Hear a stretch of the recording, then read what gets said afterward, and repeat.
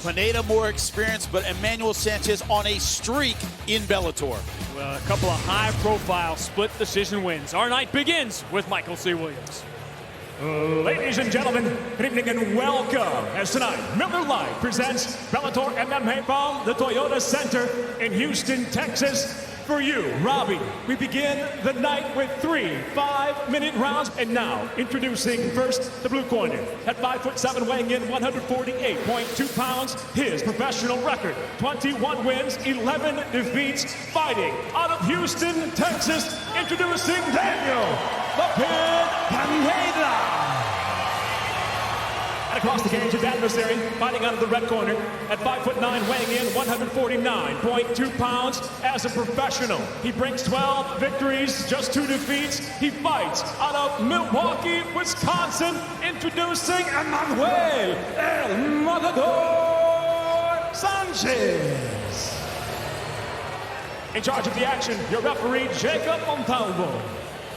These two have one common opponent, the American kid, Justin Lawrence. Okay, fighter, you ready? Emmanuel Sanchez beat him by a split decision. Emmanuel Pineda subbed him in the first round. Fight Clock brought to you by Miller Lite, the original light beer. Cheers, it's Miller time. You said it many times, Jimmy. Emmanuel Sanchez and Daniel Pineda, for that matter, they have one direction. It's forward. Sanchez talked about wanting to fight a more cerebral fight. He said, but wouldn't surprise if I got caught up into a brawl. It looks like Pineda is looking for a brawl from the outset. Nice transition to the takedown. He gets it. You saw the numbers, 21 wins for Daniel Pineda. He has finished all 21 of them, 15 of them by submission. This is exactly where he got Justin Lawrence. He got him up against the fence. And eventually finished him with a Kimura. Saw some good groundwork in the Corrales fight by Sanchez. I like what I saw from his guard, but a great job by Pineda, passing immediately. Steps back into half guard. Sanchez, part of that great Duke Rufus camp in Milwaukee, trying to stay out of early trouble. Goes out of that cage, man.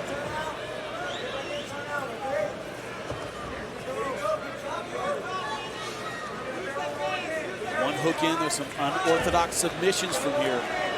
Goes for the double, and he gets it. Sanchez, big risk, rolls his way out. Why is that a big risk? Whenever you make a move like that where you're not defending your neck, a guy has both hooks in, he can choke you out, but it's a big leap to go for that roll. Not surprised, though.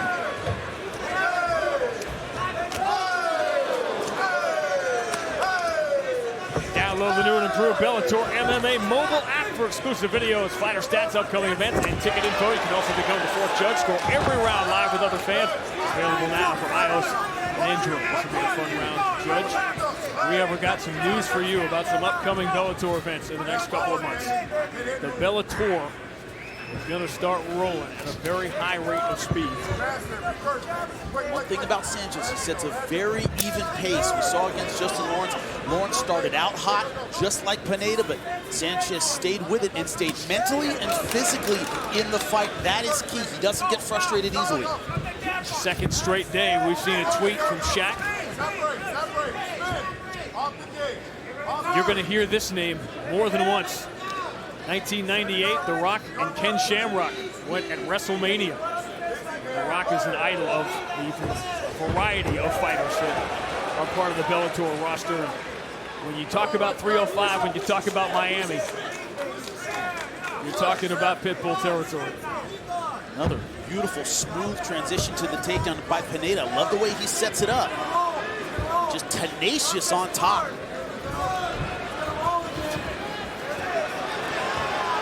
Good job rolling the half guard. What we knew in this fight is that Sanchez at some point, and it may be now, is going to get pressured the way he hasn't been pressured before. One thing about pressure, it's usually a battle of inches. When you see Sanchez takes big risks with his position, he turns his back quickly. Wow, beautiful. Hunting to the triangle.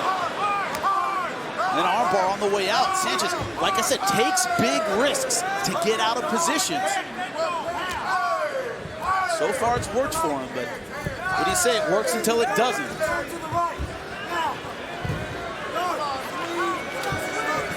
Heel hook, now calf slice position. See, the calf is caught. The leg's in between. He's going to try and crank with his hips. Put pressure on the calf and the knee of Emmanuel Sanchez. Another very unorthodox position. Something you don't see that often in MMA. You don't see it very early in fights either. Yeah, very true.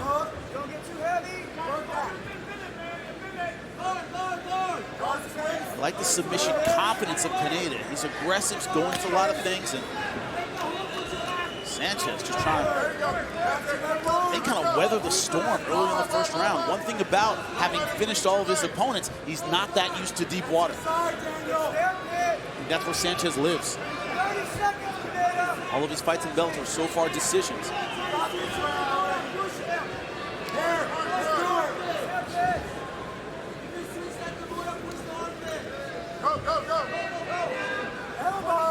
Both want to make a statement in a featherweight division that is changing on the fly. Daniel Strauss and Patricio Pitbull. You saw the name Pat Curran. Emmanuel Sanchez fought on short notice in June. Both trying to make a move. We go to round number 2. Great. Get up on your own power, guys. I notice that whenever Mercedes and Summer show up, you kind of leave me hang out. Yeah, totally. Yeah, I never go out anymore. That's how it is. I don't even feel bad. That you've made perfectly clear.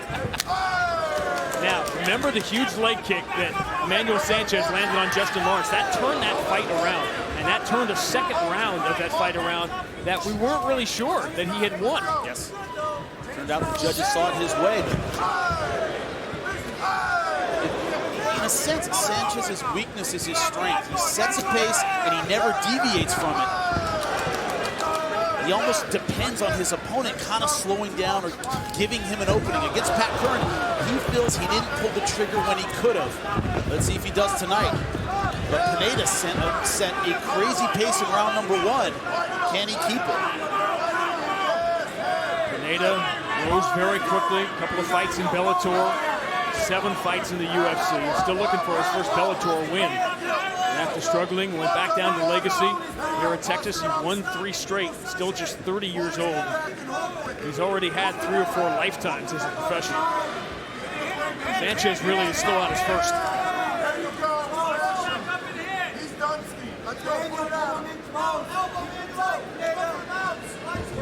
This is what you look for as a coach. If you're Sanchez's corner, you say, hey, he went like a madman in round number 1. He's slowing down in round number 2. You want to get your guy confident. You hear his corner yelling, he's done, he's out of energy. Look for Sanchez to kind of turn it up and test that. A cut on the bridge of the nose, I imagine, Jimmy, is worse when you're on the ground. Yeah, rolls back into your eyes. The blood runs back. Gravity works against you in that sense. Standing up, it's not as big of a deal.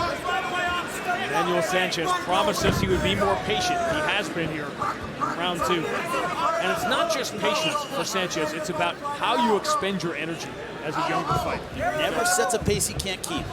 Here's a Duke Rufus quote to live by. Fight smarter, not harder.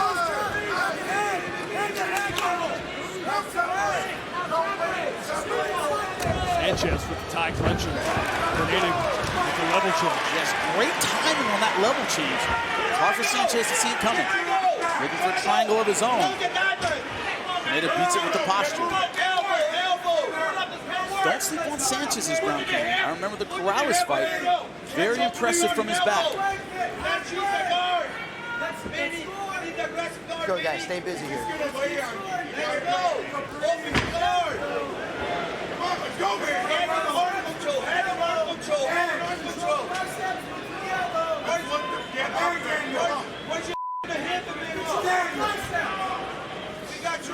How will this episode of Bellator MMA be remembered? So much anticipation. And even, Jimmy, talking to these younger fighters, the thrill in their eyes, in their voice, in their words, that they're on the same card as Shamrock and Gracie. Yeah, I was really surprised by that at the weigh-in. I mean, they were acting like kids. Yes. Around Royce and Ken.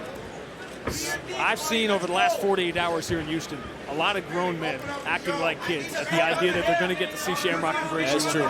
Very true.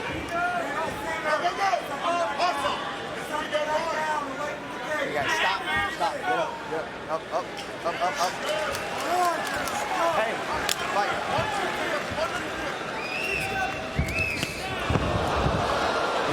Pineda takes the chance. Ends up paying for it now on the bottom. Nice pass into side control. Both fighters were reticent to buy into the notion that Pineda and Sanchez were in a very similar place 5 years apart.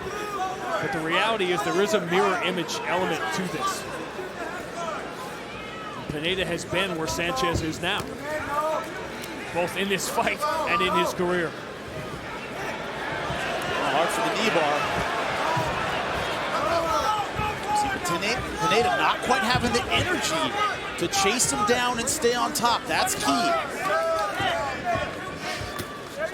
Went for the knee bar, and when he lost it, couldn't keep Sanchez down. That's something you see a lot in the Duke Roufus camp. He's not going to be caught by surprise by a spinning move like that.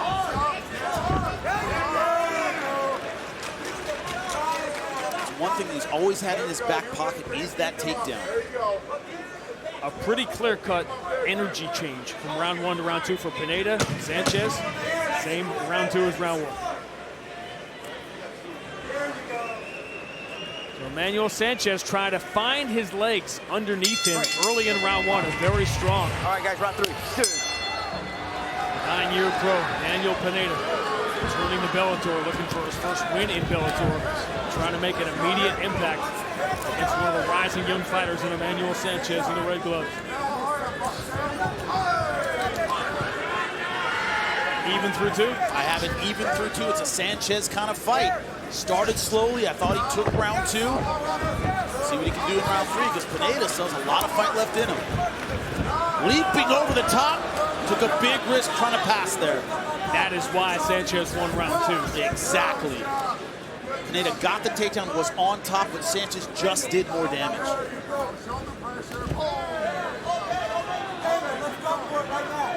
In between rounds, all Duke Roufus talked about in the corner was determination, training, endurance, heart. And what Emmanuel Sanchez told us the other day, not más macho, más inteligente. Yeah. Which is often easier said than done. And boys, decent shots getting in. Pineda not even trying to defend. What it is he doesn't have the energy to move his head and be as dynamic as he was in round number 1. So you can see those punches, but he just doesn't have the energy to get out of the way. Starting to wilt. Pineda had a very quick start, maybe too quick. Exactly. The problem with this submission-heavy game, and I'm saying this as a jiu-jitsu guy, is as long as your opponent gets out of all of them, he's still in good shape. Maybe better shape than you. Yeah, exactly. Stay busy here. Stay busy, guys. I throw a lot of leg kicks. You can check all of them. Your leg is still in trouble. You get out of 50 arm bars, you're still feeling okay. Nice right hand. You can see the physical damage, but you can't always gauge the gas tank. But the signs from Pineda have not been good since the start of round 2. Now he was ready for that knee bar roll. He felt it coming. Duke Roufus preparation. Don't sleep on the ground game of those guys.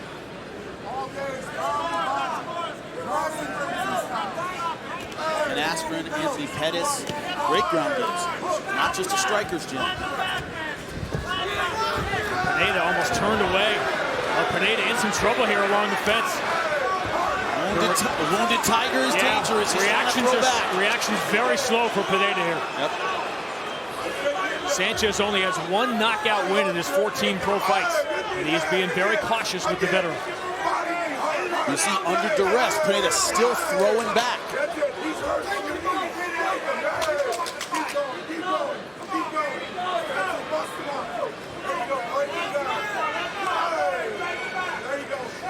It's almost as though Sanchez knows, I might not get the knockout, but I can outlast you, I can outpressure you. You see how he keeps the pressure on. Doesn't search that hard for the knockout, doesn't look to land that KO punch. He just feels you wear down. That's how he wins. He's extremely well prepared for everything Pineda has tried. And keep in mind, Pineda has only gone the distance 4 times in 32 professional fights. This round keeps going the way it has. This whole fight is going to come down to how the judges saw round number 2. Round number 3, clearly for Sanchez. Sanchez is pounding on that right eye. You see that second cut for Pineda now under the right eye. Now these scramble positions where Pineda was a half a second ahead in round number 1, he's 2 seconds behind in round number 3. That's the difference. Both hooks in now. Slow and steady wins the fight. It's also a submission style like Pineda where he takes a lot of leaps, a lot of risks. He can't afford to be behind. It's not a Royce Gracie slow burn kind of submission style. Pineda slides in the mount, getting mounted by Sanchez, but he fights out of it. Pineda sensing the finish line now. Sanchez did a great job to get in full mount, but Pineda, knowing the clock was winding down, having huge trouble. That right eye's got to be almost useless at this point. Oh, nice right hand by Sanchez. Oh man, that left eye is a mess. The home run shot by Pineda misses. And Emmanuel Sanchez is closing in. This fight on the ground has been won and lost in the scrambles, and it's been Sanchez ahead in the scramble in round number 3. Every time Emmanuel Sanchez takes another step up in competition, he impresses us that much more.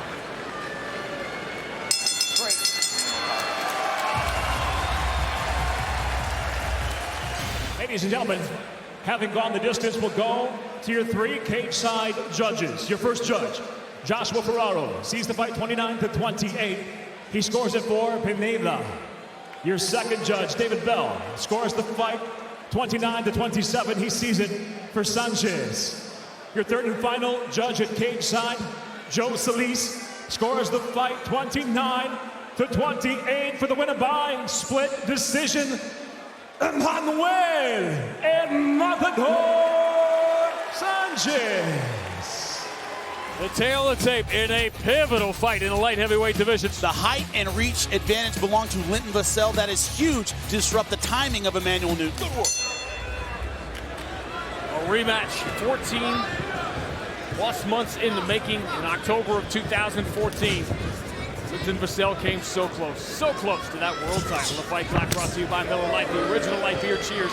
It's Miller time.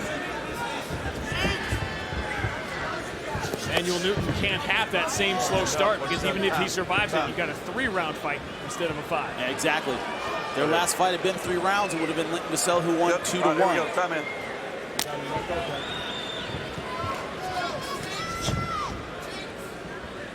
We talked about Linton Vassell having a little bit of an advantage because he's seen the style before. But what you have to remember is Newton has seen Vassell's style as well. He wasn't ready for the takedown, wasn't ready for the jiu-jitsu last time. Will he be ready this time? Easy takedown so far by Linton Vassell. That first fight started in Kansas in October of 2014. Linton Vassell told us he had Emmanuel Newton in such trouble. He was thinking about the title. He's thinking, I'm going to be world champion. And when your mind starts wandering that way, it's a good trip. When your mind starts thinking about things like that when you're in the middle of a title fight, better pay attention, because it's about to change. Think about the next move, not the checkmate. Look at that outside trip. Took him all the way around the guard. That is big. And a lot harder, and a great step over into full mount. Tougher against the fence. Yes. But Emmanuel Newton and all of the bizarre things he does and the strange angles, can't do it from here. Yeah, very hard to finish him. The way that movement ability translates on the ground is these scrambles. When you think he's done, he'll twist and move and get out. Linton Vassell wants to be patient here. Set up his submission game, not go crazy for anything, and give Emmanuel Newton the space to get out. Because right now he's all over him. Emmanuel Newton hadn't been subbed in 6 years before Phil Davis did it in the first round of Dynamite. Giving up his back, both hooks in. Stay tuned. Later on, we have some big news concerning the aforementioned Phil Davis and what is to come at 205 in the months ahead. That's where that height advantage, that's such a big factor. When the guy gets his hooks in, he can really flatten you out. Ton of hip pressure so far by Linton Vassell. The double main event. It seems like the world is talking about right now. But before we get there, the young assassin Melvin Guillard facing a must-win in his second fight in Bellator. Joining us on commentary. What's that guy's name again?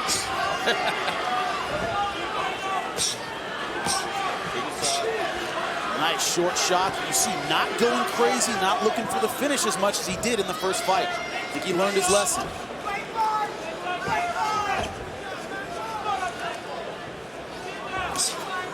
What was so strange about that first fight for Emmanuel Newton here is now almost got that triangle locked. Emmanuel Newton trying to step through. Nice transition, mount to back to mount. Nice fluid transition, great job with the hips. Emmanuel Newton's coach, Antonio McKee, was giving him very explicit instructions during that fight. And Emmanuel Newton was basically ignoring him and getting himself into further trouble. Because on the ground is where Linton Vassell was winning that fight.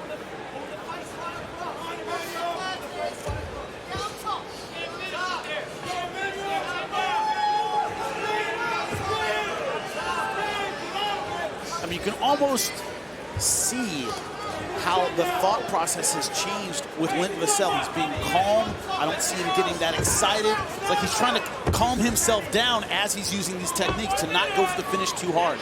We've talked about this many times. It's easier for the guy who lost the fight to adjust. That's right. The winner fights the same fight twice, typically. And this time it's Emmanuel Newton who comes out on top of the scramble. When he finished that fight in the 5th round, he did it so quickly. And with no hooks in, just like this. And it was a quick tap because Linton Vassell was beaten. When he didn't win the fight in the first 2 rounds, it was a matter of time.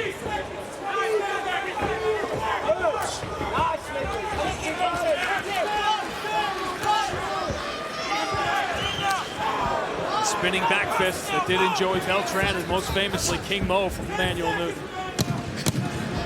Emmanuel Newton does hold 2 wins over King Mo. And his best moments of this opening round come to closing. Stop. Let's go to work. Linton Vassell knows full well. He made the transition going full-time with the Blackzilians because training in England, he just wasn't getting all of the work he needed. He would talk about going in for sparring and couldn't find guys to spar. At some point, if you want to be a world-class fighter, you have to have a world-class environment. This is what surprised me in the first fight was Emmanuel Newton getting owned on the ground, still kept going for takedowns throughout the fight. I think that's a good call in rounds 4 and 5. Might be doing a little too soon in round number 2. Now you're starting to see a little bit of the footwork of Emmanuel Newton. He'll start left, he'll start right. Step backwards, he'll look for that spinning back fist.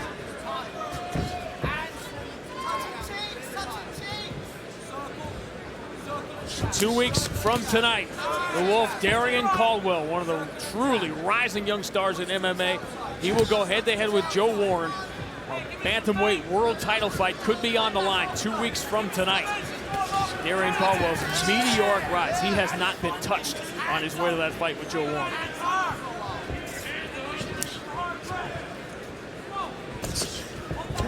Those are 2 fighters, and again, you see the low shot from Emmanuel Newton. Gary Hatley will call time. Right there. Hey, right there. Here is Darian Caldwell, and it's a matter of, is Darian Caldwell ready? Does Joe Warren have one more run? Every time we count Joe Warren out, he has a great performance. Now, with the number of kicks Emmanuel Newton throws, no surprise they're going to get low every now and then. From Emmanuel Newton and Antonio McKee. Keep it above, okay? All right, here we go. Ready? There's sportsmanship and there's real sportsmanship. Emmanuel Newton's been very comfortable at 205. He doesn't have a good shot by Vassell. Almost got a second one. Comfortable with the weight cut now. To the point, and this was the first so far for me. He came in with a cookie to our fighter interview the other night. And that's a guy comfortable with his weight cut. Vassell doing a great job using that reach advantage and catching Emmanuel Newton coming in. Landing some good punches in this second round.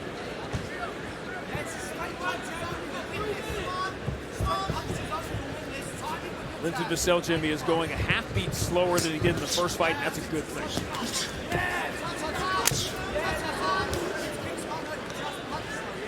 Then again, I think Emmanuel Newton is starting a hair faster than he did in the last fight. That's definitely a good thing. Emmanuel Newton, despite the fact he's had 35 pro fights, Vassell was only at 20, and the round disparity is even greater. Emmanuel Newton's actually the younger man, too. He's 8 months younger than Vassell. Newton the trip, but Vassell. Step over.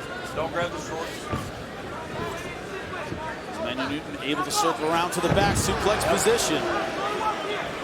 Now watch the arm triangle from here. Can't get his arm trapped near his head. Not able to get it. But still, Emmanuel Newton on top.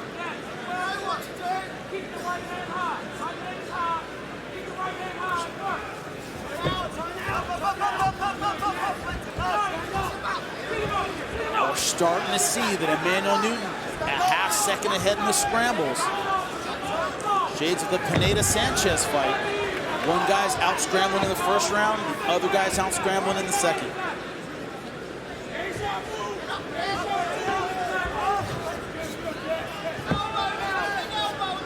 Emmanuel Newton, 25 wins, 9 by submission. One of those, of course, Linton Vassell last time, so Linton Vassell has to watch himself on the ground. Tenacious with the takedown. Emmanuel Newton has been in the deep water so much. He has 95 professional rounds under his belt. Vassell just 39. So many of his fights gone to that 4th and 5th round. Don't grab the fence. Do not grab the fence. In their first move. Don't grab the fence. There will be no rounds 4 and 5 tonight. That fence grab saved the takedown. He got him again. On a cup Another shot. low shot. Hey. And now Kerry Hatley's losing patience. Right here, right here, right here, right here. Right here. You're coming up with the knee. Here we go, right here.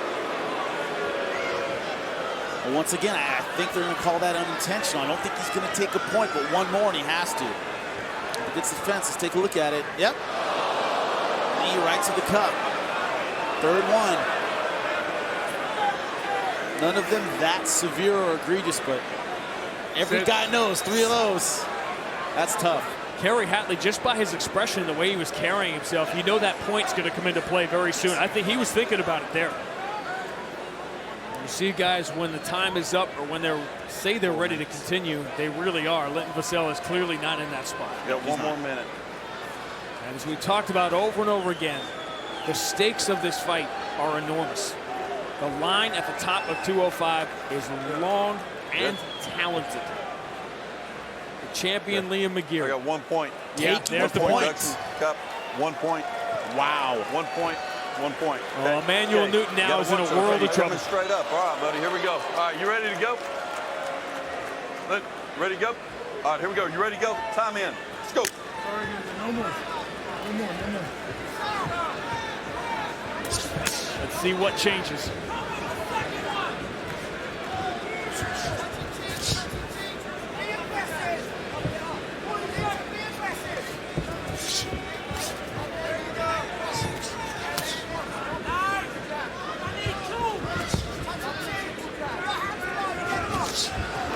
Spinning back kick got through.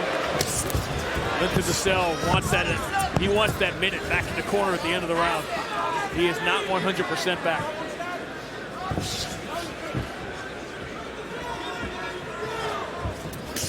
But you're right, Jimmy. Emmanuel Newton's not nearly as aggressive. Now he has to be because he lost the point. And likely the first round as well. He's not a guy generally who looks for the knockout. He throws a lot and the knockout comes. Now he's in a position where he might have to look for the knockout. That's not where he wants to be. Unbelievable drama the first time these two met, and now this one very much up in the air. It's taking all kinds of twists and turns. Still to come, Kimbo Slice. Still to come with us, Mike Tyson, Royce Gracie. A world of surprises still to come. In a 3-round fight with the stakes so very high, scorecards become so very important, and Emmanuel Newton loses a point in round 2.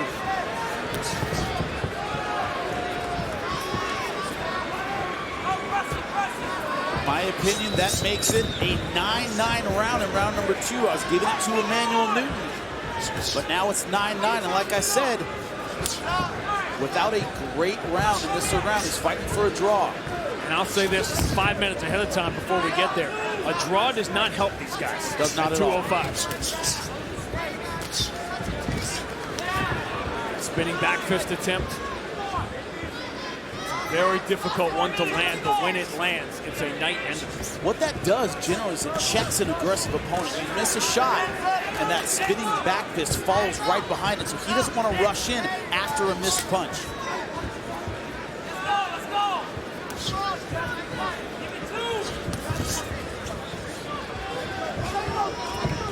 Good strength by Vassell to stuff that takedown. Until now. Basically, Emmanuel Newton needs to do what he did last time. Get a good position, see if he can put this fight away. Without that, he's going to draw. And also, the second round, that groin shot changed the complexion of the fight. I thought Linton Vassell owned the last minute or so of the fight. Now, I didn't think it gave him the round, but judges could disagree. First time you see Emmanuel Newton has been on top. All right, while we tread carefully, how does that affect you when you take a shot like that? In terms of your aggressiveness, in terms of your physical. What it does is it completely slows you down. All your internal organs get a deep breath. Really affects the way you fight. Emmanuel Newton's in a good position to turn this round on. 10-9 means a draw. Of course, he wants a finish. Doesn't want to leave it to the judges. A wacky round number 2.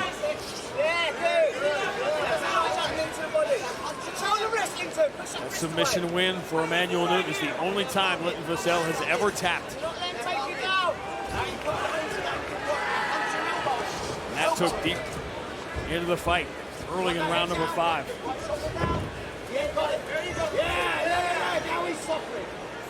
That's been the weakness of Linton Vassell's game, is when he can't get a takedown, when he can't get on top, he's not successful. It hasn't shown great knockout power. Hasn't shown great stuff from the guard. He's an on-top kind of jiu-jitsu player, and he hasn't been able to get that takedown in round 3. Emmanuel Newton now not throwing the knees up against the fence he was earlier, because he cannot have it happen again. Don't grab the shorts.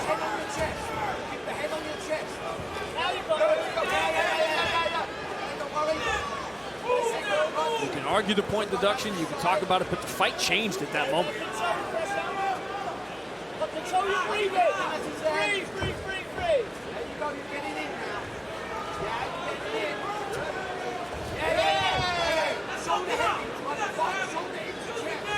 Linton Vassell has a minute and 30 seconds to turn this fight around. Gotta believe he's not going to be happy with the draw after all the time he spent thinking about this fight.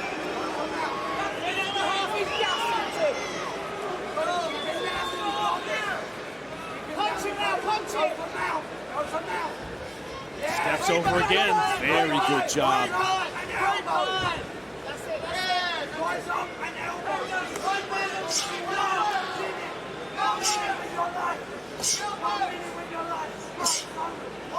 Margin razor thin. A draw does neither man any good. Linton Vassell knows it.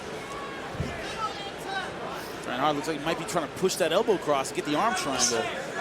Nah, he's content with some ground and pound. Close round. Could this, being in the mount for the last minute, could that turn the tide for him? He wins this round, he wins the fight.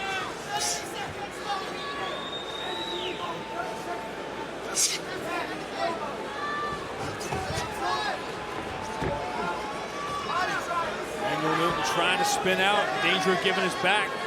He's giving it up, one hook in though. Linton Vassell might have turned around this round and this fight. One of the times I'm glad I'm not a judge. Linton Vassell has waited 16 months to get Emmanuel Newton back in the Bellator cage. Did he do enough to get the win? Ladies and gentlemen, having gone the distance, we'll go to your 3 cage-side judges. Judge Joe Solis scores the fight 30-26, while judges Joshua Ferraro and Don Turnage both see the fight the same at 29-27. All see it for the winner by unanimous decision, Linton "The Swarm" Vassell. experience you talked about, Mike. Look at Melvin Guillard, 32, 15, and 2, the much more experienced fighter tonight. Exactly, but you have to look at, he started, he lost, who are the 15 guys he lost to? A lot of these guys start young, but they fight top guys. They don't have guys to manage them properly. You would know. Let's do this, come on. Round 1, the fight clock brought to you by Miller Lite, the original light beer. Cheers. It's Miller time and a quick start for Melvin Guillard. Remember what happened against Brandon Gertz. He got taken down immediately, got no offense. A good shot. Melvin Guillard staggered by that shot. Problem is he's rolling dice. He's throwing. He's not worrying about his defense. Yes, he's throwing punches, but he's not anticipating the punches coming in. You got to punch and move. And also another thing, whenever you were aggressive, Mike, it came with head movement. Guillard, head movement very still. You have to get the guy a target. He's giving the guy a stationary target. You have to get a moving target. He doesn't move his head. I don't care how strong you are. You get hit, you're going to go down. Exactly. You're going to go down. Nobody's Superman, and he knows that. He's experienced, but I think he's clearing his head right now because Campos is on top. Yeah. Very experienced. Melvin Guillard had 27 pro fights before the age of 24. That probably sounds a little familiar. Yeah, it's very active. In this game, this is what you have to do. You have to spar and fight more than you do anything. Remember, Brandon Gertz kept Melvin Guillard down on the mat for that entire first round. The difference is they didn't trade punches first. Melvin Guillard, I think, kind of clearing his head right now, but Campos, does he want to stay with the short, tight ground and pound or sit up and land more punches and take advantage of the fact that Melvin might be rocked?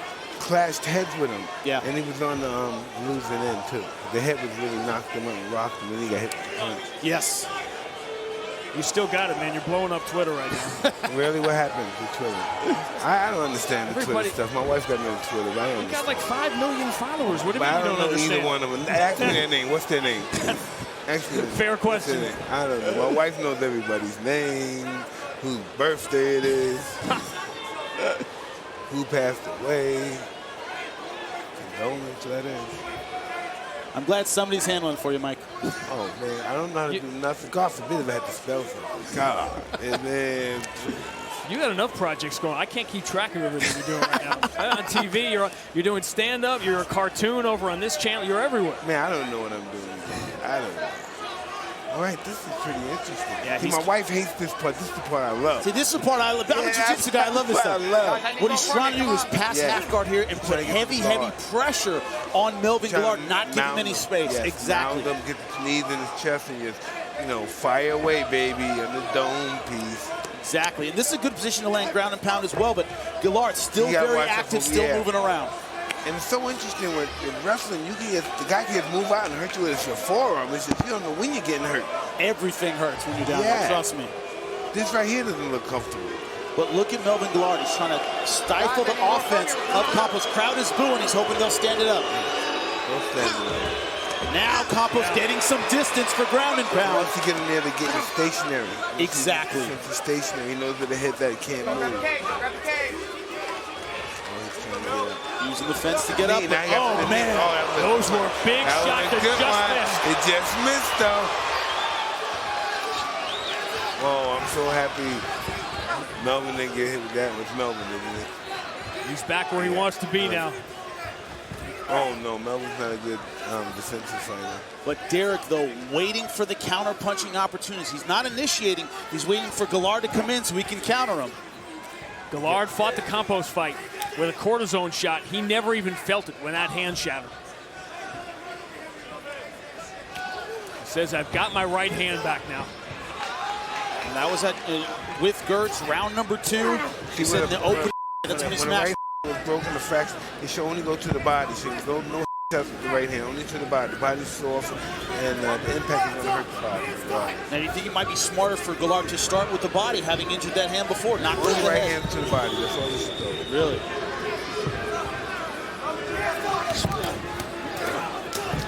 Yeah. He's taking some stuff, Guillard. He's not going to finish this fight catching shots like that. I'm just telling you that. But he's a better athlete, but he's not going to take these. He's not going to finish the fight taking the shot. Yeah.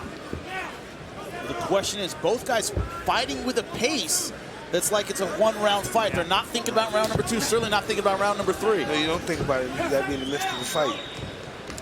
You start thinking about it, you believe you're getting tired. Start thinking, why am I not punching? Campos gaining in confidence here. Yeah, listen, he had him in check, but he let him get courage again. Yeah. I think he's waiting for Guillard to make another mistake. He's not confident enough to initiate. He's waiting for the counter-punching opportunities. But Guillard taking his time. Whoa. An exciting round one. That was dangerous stuff, dude. That was some, wow. You look like you're having fun. You're going to stick around right for round two. Absolutely. You're not going anywhere. No. We're going to wait till they go down. We'll wait till they go down. Ready, fight! Good luck getting into the Toyota Center in Houston tonight. Right. No, we're not getting in here. We can't get no cattle. We can't get nothing. Oh, that was a good punch. The side kick to the chat. Like you said, work the body, get your opponent breathing heavy, get him hurt low. He can't take a breath, especially expending the energy they're expending. It wouldn't surprise me. Melvin Guillard works the body. He has great body attacks. Well, this guy, good big trouble. He looks like he's camping out. Campos gets another one through. Melvin Guillard in a world of hurt. Goes. Which way did he go? Which way did he go? Which way did he go? A Mike Tyson-like finish. Beautiful shots by Derek Campos. Man. And it happened with punches on the feet. Look at the left hook. That started it. This is all guts and heart by Melvin Guillard to stay in this fight. He had nothing left. The tail of the tape in our first main event. Dada 5000 had a lot of cutting to do to get down to 265. He's the naturally much heavier fighter in there. You ready? Get up. Fight Clock brought to you by Miller Lite, the original light beer. Cheers. It's Miller time. You got that right.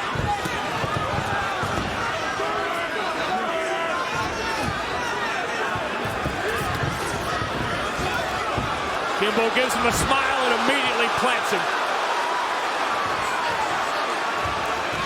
And the question is, will he relax his hips and stay controlled? Easy to get rolled when the guy underneath you is a lot heavier. You see he's having trouble keeping Dada down. He gets to full mount easily.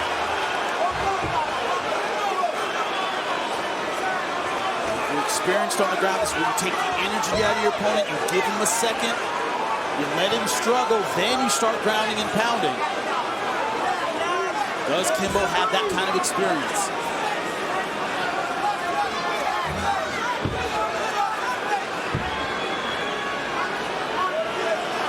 In this fascinating world, we talked to Kimbo and Royce Gracie together the other day. And Kimbo was talking about his ground game, and I said to Royce Gracie, could you have in your wildest imaginations come up with a scenario where you'd be talking to Kimbo Slice and he'd be talking to you about his ground game, which he wouldn't know anything about if it wasn't for you? Yeah. A lot of respect for the two guys. It's probably the most fun we've ever had in an interview. Asking both of them questions at the same time was great. Asked Kimbo Slice, when did you first see Royce Gracie? He said, oh, I was a kid. And Royce said, wait a minute, what do you mean you were a kid? The man making me feel old. You hear the fan reaction, not what they expected, but not what Dada 5000 expected. Dada 5000 right now just hanging on. Kimbo's got to get separation. Big John won't let this happen forever. Trying to step out of full mount. Shows that he doesn't quite know what to do here. He needs to get his forearm underneath the chin of Dada, peel him off, get some room to ground and pound. Will Kimbo be affected by the crowd and what they want? Come on. Do something with the position. Let's go. There's the warning from John McCarthy. Now Dada finally letting go. Kimbo can sit up and land punches. Kimbo gets one left in.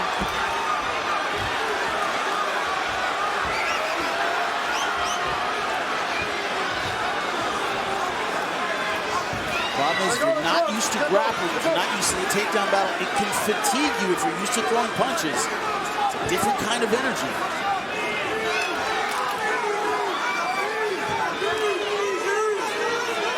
Kimbo right now doing a lot of grappling. Watch the back of the head, Dada. If the world didn't expect it, Dada 5000 certainly didn't expect it.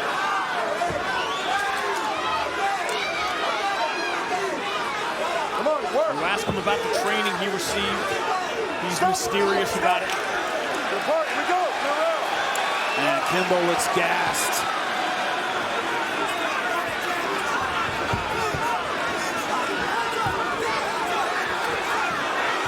Nice left hook by Dada. Good lead.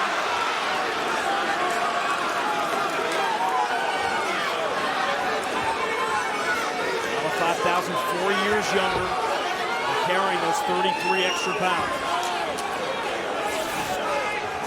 Come on, work. I think you know what is still to come. We began it in 1993. Their legendary feud ends tonight. Shamrock and Gracie.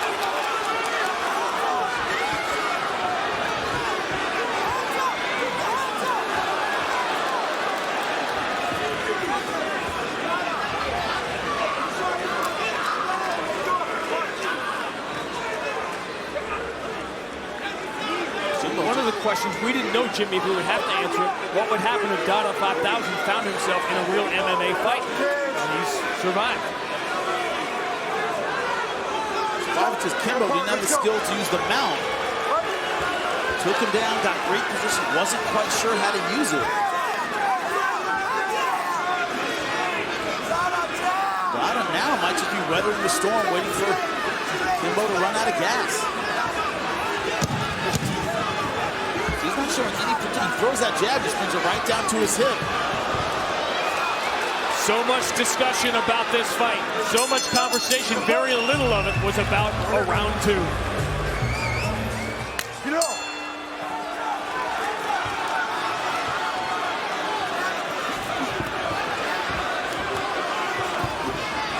10-9, Kimbo Slice.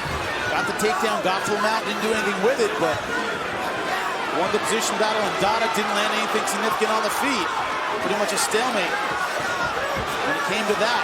Basically, the takedown in the mount, give him round number one. Dada's eating a couple of lefts, but nothing too severe. Dada keeping his chin very, very high.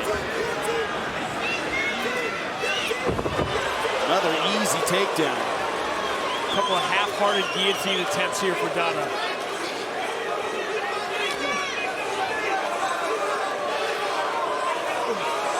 The contrast in the two and how they prepared for this fight. Both in South Florida. Kimbo spent all that time with the American top team, and he lands a big shot from the top. He has had world-class training. Kimbo lets him up. That's a huge surprise. Is he too tired, or does he know something we don't?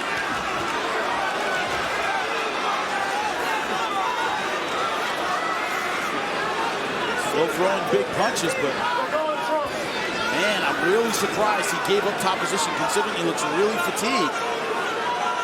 Great way to save energy is stay on top of your opponent. These takedowns, man, they cost gas, and Dada is falling right down to his butt. Grabbing the shorts. Second time John McCarthy's warned him about that. Dada trying to step over here, but not committing his hips to it. If Kimbo just was able to unload with that left hand, this fight would be over. On top, Dada just holding on. Work. Come on, do something with it.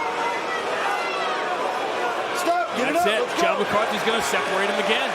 There was opportunity there for Kimbo Slice. Huge opportunities. That's the third time.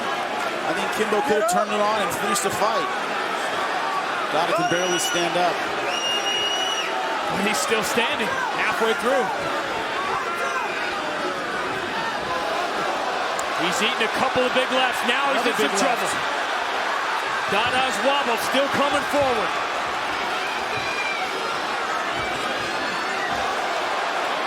Dada.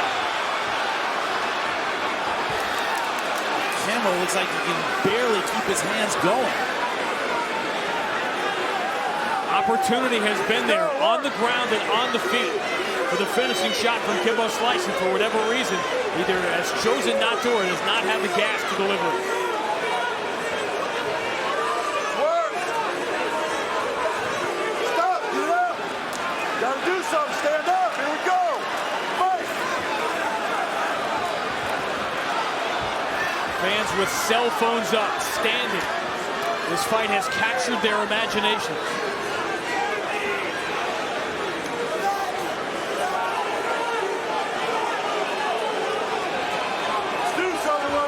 But those who know the game technically know that there have been a million opportunities lost in this fight. I think Kimbo's just out of gas completely. He went down on his own there.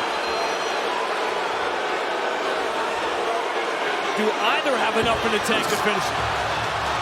Man, are you kidding me? Back into full mount. Kimbo gave this up in round 1. And Dada just rolled over. No energy left at all.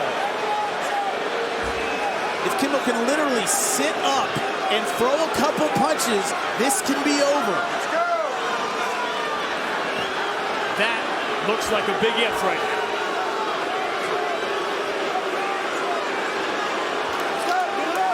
Stood up from mount. Wow. Get up. Get up. Let's go. Run. Will either be standing when it's over.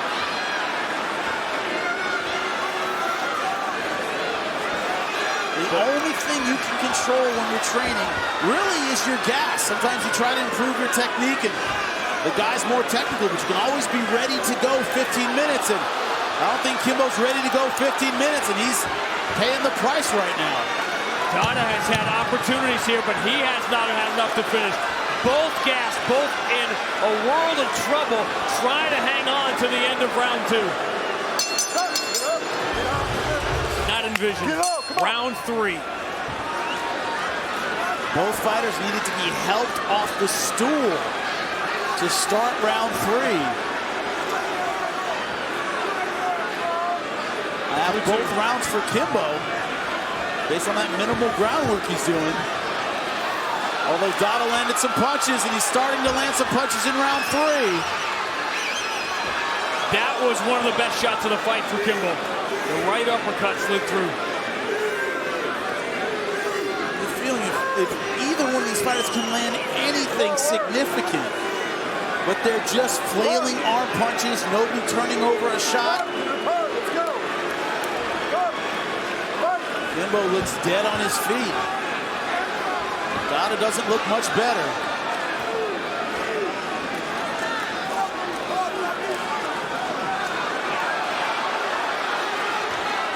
You ever play Rock'em Sock'em Robots when you were a kid? Because that's what this looks like. I was thinking it looks more like Michael Jackson's Thriller right now. But now, Kimbo, 6-7 unanswered shots. Dada using the fence, staying on his feet somehow. Just nothing behind those punches. How is he stand up? He steps in front of Kimbo, can't even get his hands up anymore. Kimbo gets out of his way, he's gonna fall. Dada has no idea where he is, and that's the ground. I wanna say it was punches, it could have just been fatigue. Kimbo threw the last punch, and that's what matters. Ladies and gentlemen, inside the Bellator cage, it comes to an end. 1 minute, 32 seconds into round number 3. The winner by TKO, Kimbo Slice. We just talked about it. Look at the 2 losses for Royce Gracie.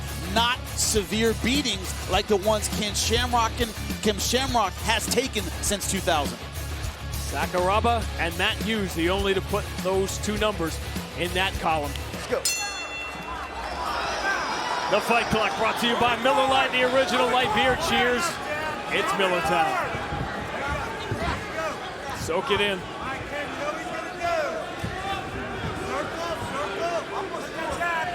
Now, we are told Royce Gracie taped his wrist, but not his hands. What does that tell you, Jimmy? That means he just wants to grapple. If he throws a punch, he could easily break every bone in his hand. I'm surprised the commission would allow that personally. I know a lot of them, they're in charge of the wraps. You don't get a choice. All right, what's the upside of doing it? You grip a little bit better. Yeah, if your hands aren't wrapped, he's got a little more flexibility in his hand. It might help his grappling out, but if he throws a punch and lands on the forehead, it's going to break his hand. His gloves do not protect you at all. It was imperative that he get this fight to the ground anyway, but now, yeah, no choice. Yeah, you don't really have a choice.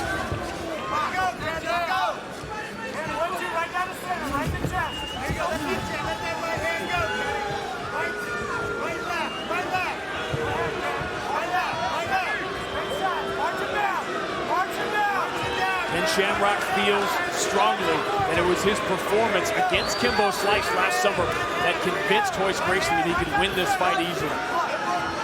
Convinced a lot of people that Royce could win this fight easily. That was not a great performance by him.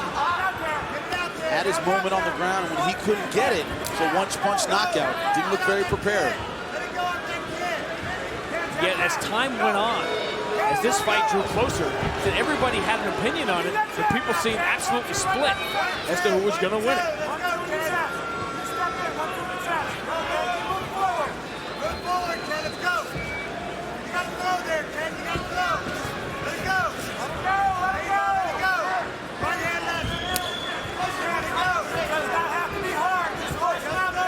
Royce Gracie trying to control the range with his feet.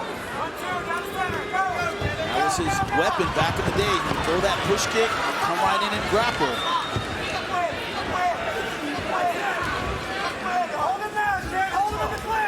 Was Brandon about a groin strike? It seems like that left knee got up. Jacob Montalvo is going to step in. And Ken Shamrock again saying he got hit low. Great man said it. I will have my vengeance in this life or the next. It's going to have to wait for the next one. Ken Shamrock. They were clinched up. He threw the knee. Oh, lands right on the head.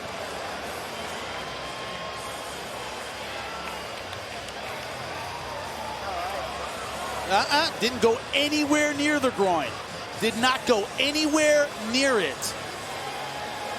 What was Ken Shamrock reaching for? You see, his instinct was to protect his midsection when that happened. That makes absolutely no sense. I don't know what he's yelling about. That's ridiculous. He was nowhere near the groin. We have replay. That's what slow-mo's all about. You can yell all you want, Ken.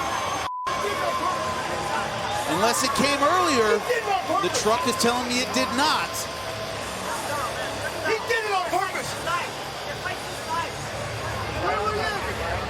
Here's where they're clinched. Yeah, that left knee right to the cup. Was low. The replay we had was too late. Look at it here. There. Now there's a delayed reaction. He didn't really react to it. 1, 2, then he reacts to it. That's why. Ladies and gentlemen, it comes to an end officially. 2 minutes, 22 seconds into round number 1. The winner by TKO, Royce Gracie. It is the first knockout victory in the career of Royce Gracie.